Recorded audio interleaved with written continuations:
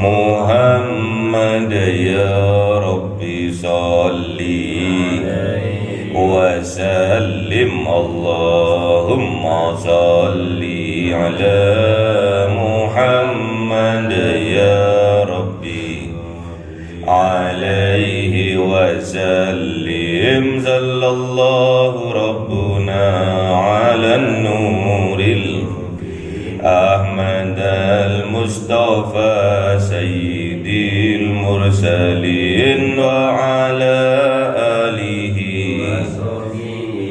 أجمعين والحمد لله رب كلام قديم لا يمل سماؤه تنزه عن قولي وفعلي به أستفي من كل داء ونوره دليل لقلبي عند جهلي فيا رب متعني بسر حروفه ونور به سمعي وقلبي وهب لي به فتحا وعلما وحكمة وأنس به ربي بالقبر وساتي وصل وسلم كل يوم ولاتين على من به الرحمن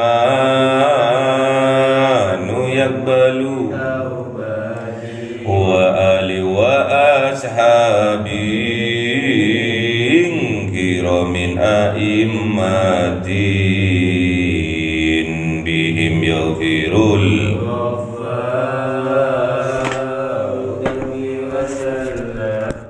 أعوذ بالله من الشيطان الرجيم بسم الله الرحمن الرحيم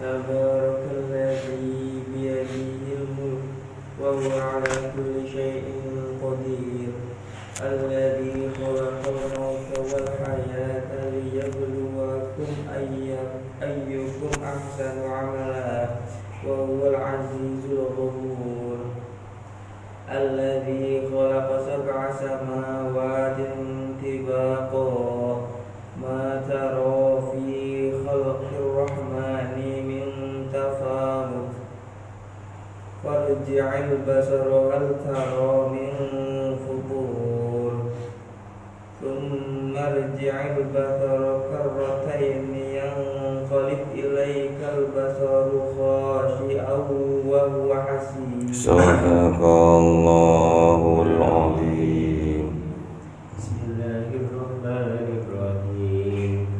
ولقد زينا السماء الدنيا بمصابيح وجعلناها رجوما للشياطين وأعتدنا لهم عذاب السعير وللذين كفروا بربهم عذاب جهنم وبئس المصير إذا ألقوا فيها سمعوا لها شهيقا وهي فرحون تكاد تميز من الغيظ كلما ألقي فيها فوج سألهم جزنتها ألم يأتكم نذير قالوا بلى قد جاءنا نذير فكذبنا وقلنا ما نزل الله من شيء إن أنتم إلا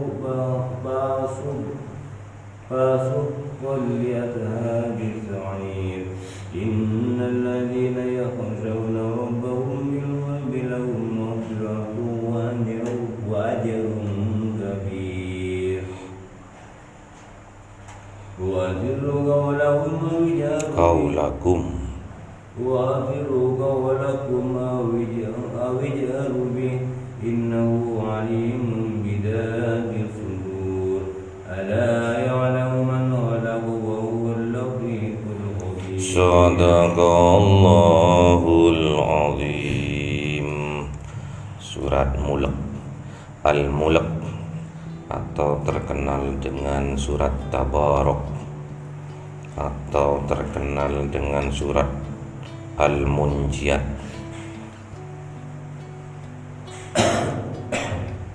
Al-Mulk maknanya kerajaan, Tabarak keberkahan, Al-Munjiat keselamatan. Jadi pernah diriwayatkan siapa-siapa orang yang mendawamkan surat Al-Mulk atau Tabarak atau Al-Munjiat, maka di kuburannya dia diselamatkan dari siksa kubur. Besok di yaumil kiamah, apabila seorang hamba hafal terhadap surat Al-Mulk atau Tabarak atau Al-Munjiat ini, besok dibebaskan oleh Allah dari siksa api neraka. Kalau cuma hafal satu ayat, Pak, gak apa-apa. Cuma hafalnya satu ayat. Bismillahirrahmanirrahim. Tabarakalladzi biyadihil mulk. Tabarak maknanya maha suci. Maha suci Allah maknanya. Namun yang perlu digarisbawahi di sini adalah barokah. Kalau bahasa Jawanya berkat. Barokah, berkat. Jadi kalau ada orang selamatan, tahlilan 7 harian, pulangnya bawa berkatnya. Berkah atau barokah kalau dalam hal sesuatu, misalkan makanan yang seharusnya satu piring itu cukup hanya untuk satu orang, namun karena makanan itu barokah, makanan itu berkah, cukup untuk mengenyangkan 2-3 orang. Itu namanya berkah. Barokah ziyadatul khair, bertambahnya kebaikan atau kebajikan. Dalam hal waktunya barokah. Misalkan kita dalam satu juz kita bisa menghafal dalam waktu 1 bulan. Namun karena waktunya itu barokah, dalam waktu 10 hari kita bisa menghafal 1 juz. Itu dalam hal waktu. Waktunya barokah, barang-barangnya barokah, diri ini pun harus juga barokah, tempatnya pun harus juga barokah. Makanya Bapak yakin tempat di sini itu penuh dengan barokah. Kalau ibaratkan pusat dari sinyal, sini itu adalah pemancar sinyalnya. Makanya anak-anak yang ada di sini itu, kalau dia temenan, sungguh-sungguh berusaha, dalam kuliahnya dia sungguh-sungguh, dalam ibadahnya dia sungguh-sungguh, pasti dia akan mendapatkan barokah dari Allah. Wasilah apa? Tempatnya. Makanya kebanyakan anak-anak yang sudah keluar dari sini jadi orang, bukan jadi macan, jadi orang. Sampai nikah, sampai punya anak, hidupnya penuh dengan barokah. Karena amalan-amalan yang ada di sini tetap diistiqomahkan di rumahnya masing-masing, tetap diistiqomahkan di keluarganya masing-masing. Waktu di sini masih sendiri, waktu di sini masih jomblo, keluar dari sini karena sudah menikah. Keberkahan itu terus akan ada apabila kita terus mengistiqomahkan. Tabarakalladzi biyadihil mulk. Maha suci Allah yang ada di tangannya, yang ada di genggamannya. Apa yang ada di genggamannya? Apa yang ada dalam kekuasaannya? Al-mulk, kerajaan, kekuasaan. Semua kerajaan, semua kekuasaan berada di tangannya Allah, berada di dalam genggamannya Allah Subhanahu wa ta'ala. Semua tumbuh-tumbuhan, binatang, planet-planet, galaksi-galaksi, termasuk juga jin, termasuk juga malaikat, termasuk juga makhluk yang sempurna yang namanya manusia. Dia punya kerajaan. Di dalam hatinya itu adalah raja. Jadi manusia itu, kerajaannya itu, hatinya itu dalam genggamannya Allah Subhanahu wa ta'ala. Wa huwa ala kulli syai'in qadir, dan dialah Allah atas segala sesuatu qadirun, berkuasa. Jadi Allah itu maha kuasa. Yang wujud maupun yang tidak wujud, Allah itu kuasa. Yang wujud atau proses dalam perwujudan, Allah itu berkuasa. Alladzi khalaqal mauta wal hayata, dan dialah Allah yang menciptakan maut wal hayata, kehidupan. Jadi Allah itu yang menciptakan maut, menciptakan kematian, wal hayata, dan kehidupan. Kuasa Allah itu untuk mematikan dan menghidupkan makhluknya, kuasa Allah. Kenapa kok di sini kok bukan haya yang disebutkan pertama kali, namun kematian yang disebutkan pertama kali, supaya kita bisa selalu ingat akan kematian. Karena kematian itu juga ayat-ayatnya Allah, bahwa suatu saat kita juga akan mengalami apa itu kematian. Kullu nafsin dha'iqatul maut, setiap yang bernyawa berproses menuju kematiannya, termasuk kita. Sekarang kita masih hidup, namun kita sekarang dalam kehidupan ini berproses menuju kematian. Mumpung kita masih hidup, pergunakan kehidupan kita ini, sisa waktu yang ada ini, pergunakan semaksimal mungkin, sebaik mungkin, untuk bekal kita, sangu kita, tatkala kita sudah mencapai batas waktu kehidupan kita, yaitu kematian, ajal kita. Wal hayatah, dan juga Allah itu menciptakan kehidupan. Awalnya dulu kita tidak ada, awalnya kita dulu tidak berwujud, namun sekarang Allah wujudkan dan Allah tiupkan ke dalam tubuh kita ruh min ruhillah, dari ruhnya Allah. Makanya kita hidup. mumpung kita masih hidup, mumpung kita hidup, mumpung kita sedang dihidupi oleh Zat yang Maha Hidup, yaitu Allah Subhanahu wa Ta'ala, pergunakan kehidupan kita ini, sisa waktu hidup kita ini sebaik mungkin. Liyabluwakum, Allah akan menguji kita semua. Allah akan menguji kalian.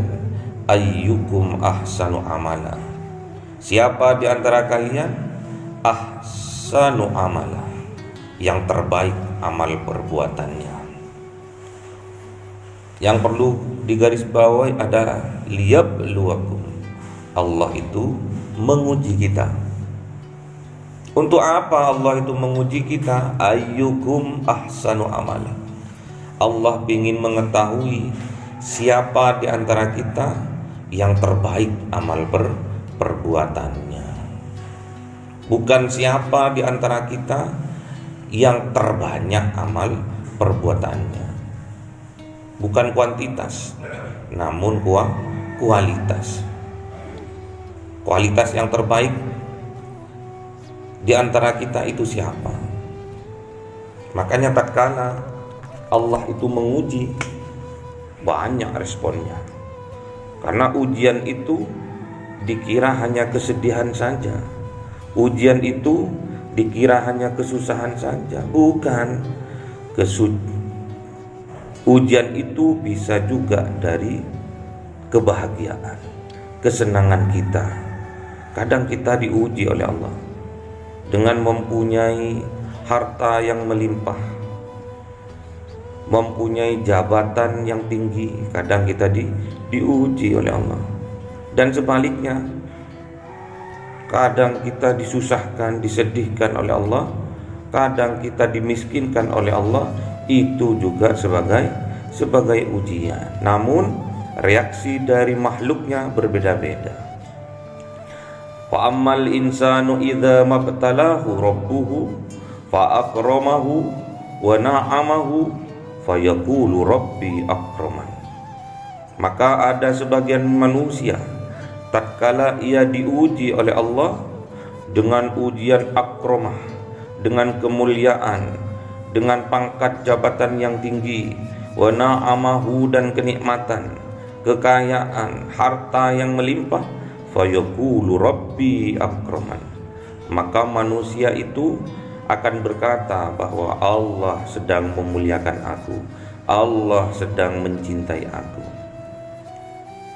Namun sebaliknya, wa amma idza mabtalahu faqadara alaihi rizqahu fayaqulu rabbi ahana.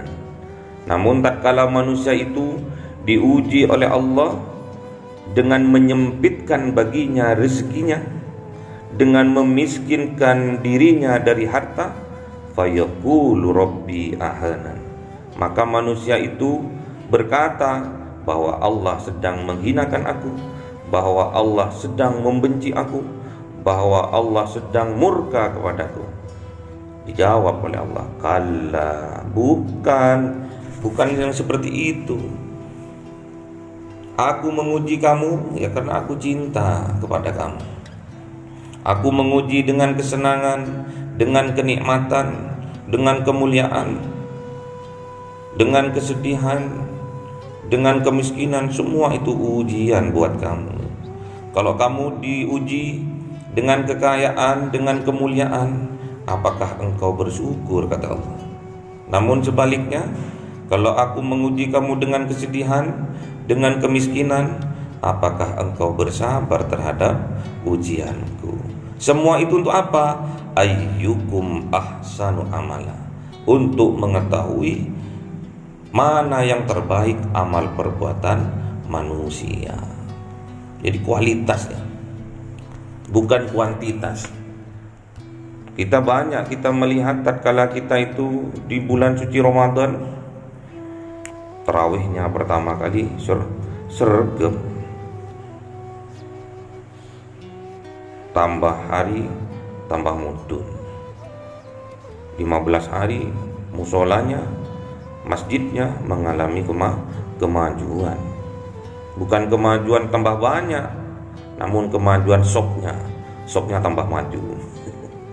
Dari 5 sok tambah maju jadi 3 sok. Akhirnya tinggal 1 sok. Akhirnya terakhir tinggal imam sama makmumnya saja. Makmumnya 1, imamnya 1. Jadi yang Allah cintai itu adalah ahsanu amala. Allah itu ingin melihat siapa amal kita yang terbaik. Di antara kita, siapa sih yang terbaik amal perbuatannya, siapa sih? Allah itu mencintai orang yang seperti itu. Amalnya banyak, istiqomah, luar biasa. Walaupun tidak banyak, namun itu sedikit, namun istiqomah, jauh Allah lebih mencintai. Ahabbul a'mali ilallahi atwamuha wa in qalla. Allah itu lebih mencintai amal walaupun sedikit namun istiqomah. Wa huwal azizul ghafur, dan dialah Allah yang maha aziz, maha mulia. Al-Ghafur, maha mengampuni.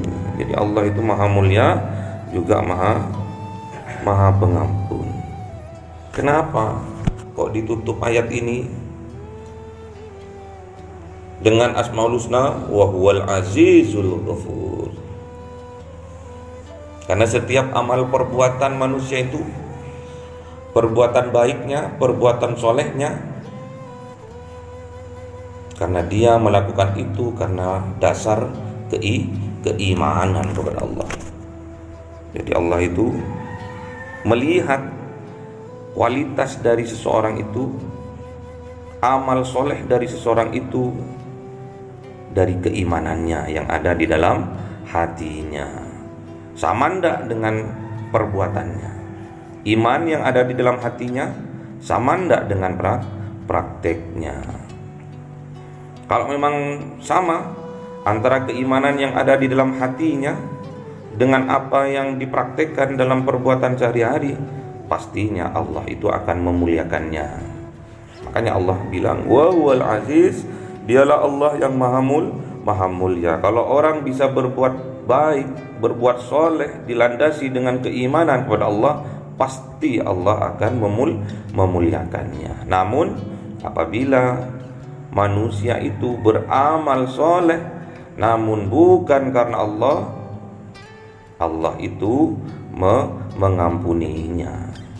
Al-Ghafur, Allah itu maha pengampun. Maka cepat-cepat kalau kita berbuat sesuatu hal kebajikan namun bukan karena Allah, karena makhluknya, karena dilihat orang lain, karena mau dipuji oleh makhluk, mau dipuji sesama manusia, cepat-cepat kita bertaubat kepada Allah.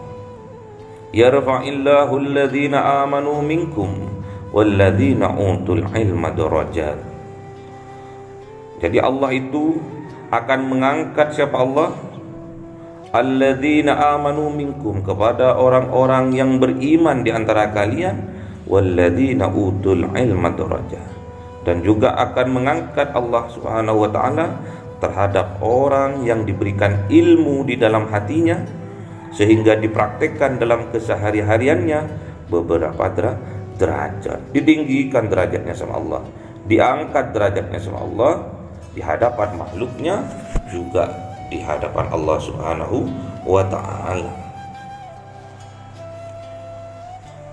Jadi kita harus beramal baik dalam kehidupan sehari-hari, harus dilandaskan dengan keimanan kepada Allah, harus lillahi ta'ala. Karena Allah itu wa huwa ala kulli syai'in qadir. Kita berbuat baik itu karena Allah yang memberi kekuatan kepada kita sehingga kita berbuat baik.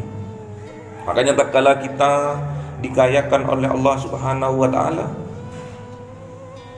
diangkat derajatnya kita oleh Allah Subhanahu wa taala, dimuliakan kita di depan makhluk-makhluknya, Allah melihat apakah orang ini, hambaku ini bersyukur atau tidak. Sebaliknya, Allah miskinkan dia dari harta, Allah sedihkan dia, Allah seolah-olah tidak merekannya. Itu juga Allah ingin melihat apakah hambaku ini bersabar atas ujianku. Allah itu kuasa. Kalau kita sedang miskin, Allah kuasa untuk mengkayakan kita. Kita sedang sakit, Allah kuasa untuk menyembuhkan kita. Sebaliknya, sedangkan kita ini sekarang kaya raya, Allah kuasa untuk memiskinkan kita. Kita sehat walafiat, Allah kuasa untuk membuat kita sakit. Makanya tetap bersyukur atas nikmat-nikmat yang Allah berikan kepada kita, berupa kesehatan, berupa kemuliaan, berupa harta yang melimpah. Itu karena semua adalah kekuasaannya Allah. Mudah Allah untuk mengkayakan si miskin, sangat mudah. Sebaliknya, untuk memiskinkan si kaya sangat mudah Allah itu.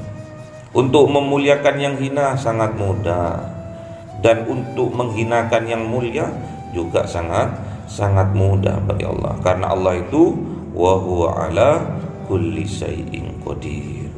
Allah itu atas segala sesuatu qadirun, berkuasa.